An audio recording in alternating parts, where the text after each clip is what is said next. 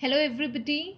In my last three videos, I have talked about Shelley's life at the time of his death, his revolutionary spirit, his quest for ideal beauty and utopia. We have so far realized how radical he was, but at the same time, he was an ardent lover of nature. What does he talk about in nature? Let's see. He talks about skylark, west wind, Mont Blanc, intellectual beauty, cloud, nighttime love. Well, he has written an ode to a skylark, in which he says, "As from thy presence showers a rain of melody." So, skylark's very presence showers a rain of melody for Shelley, and his last stanza is very famous, which says, "Teach me half the gladness that thy brain must know. Such harmonious madness from my lips would flow. The world should listen them as I am listening now." So he says that he asks, rather, Skylark to teach him gladness. So, what does he want to learn from Skylark? That is happiness. He wants to learn happiness from Skylark. Thomas Hardy wrote Shelley's Skylark. Now we'll talk about Ode to the West Wind, which was written in four cantos. It was written in terza rima. There was one more poem of uh, Shelley, which was written in terza rima, which I have already told you. That was The Triumph of Life, his last work. In this poem, he asks West Wind to teach him something, and what is that? One too like thee, tameless and swift and proud. So he wants Westwind to teach him these three things, to make him tameless, swift, and proud. So see, he shows his radicalism again, that he wants to be tameless, he wants to be swift and proud. Okay, why does he want to be like this? Because of this: drive my dead thoughts over the universe like withered leaves to quicken a new birth. So he says that, take me around, take me across the universe, take my thoughts across the universe, so that new changes can take place, new thoughts will take birth. And this poem's last line is very famous, which says, "If winter comes, can spring be far behind?" Now, his third poem was Mont Blanc, lines written in the Vale of Chamonix. And Mont Blanc is white mountain, and it is the highest mountain in Europe. In this poem, uh, he talks about power of imagination, immense power of imagination.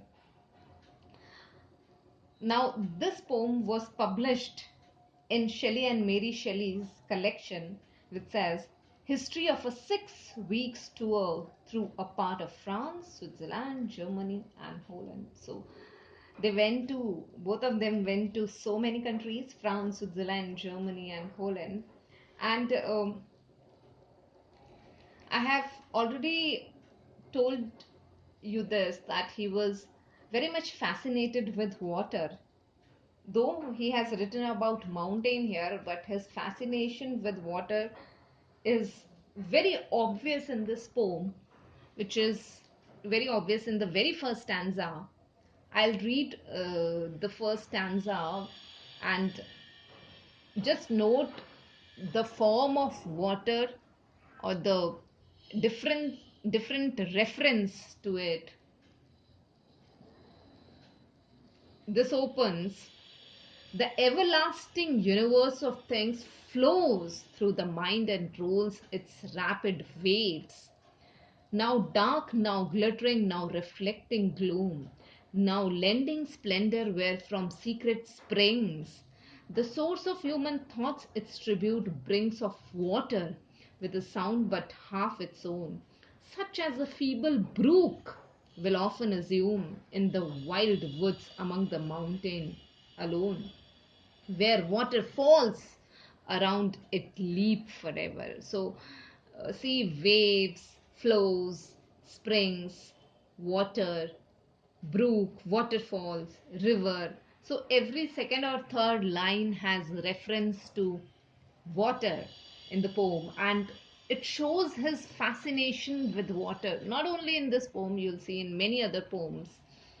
And in this poem, Mont Blanc is basically comparison of power of mountain with power of imagination. And he says only a few privileged people can see nature as it really is. One more thing which we need to remember, Byron also wrote Mont Blanc in Manfred.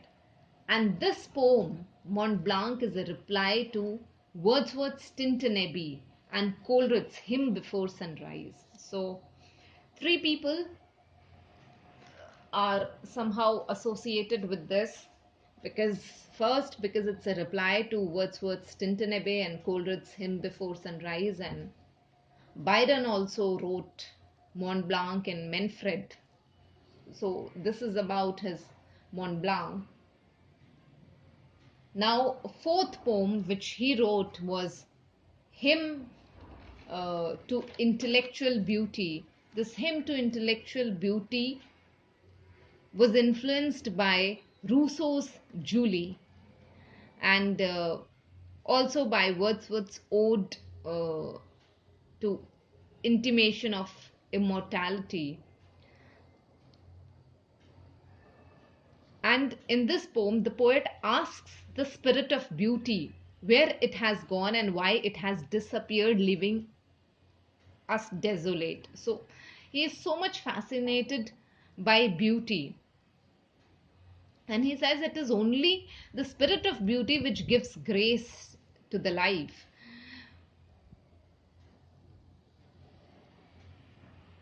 And if this beauty stays with men, men becomes immortal, men becomes omnipotent. And he begs spirit of beauty not to go from this world. And if spirit of beauty goes away, people will be afraid of death. Okay, so spirit of beauty gives you grace, it gives you strength, it makes you permanent, and spirit of beauty is something which makes you love mankind. So the last line of the poem is very beautiful. It says, to fear himself and love all mankind. So why Shelley is so revolutionary? Why is so radical? Only because of his love for all mankind.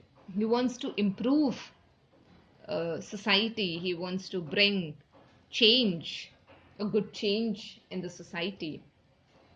Now, his other poems are The Cloud, in which he talks about importance of clouds, and then he has written Tonight, and another poem Time, and one more poem Love. So the easy way to remember these three poems is to say it this way: nighttime love. So tonight is a poem, then time, and then love.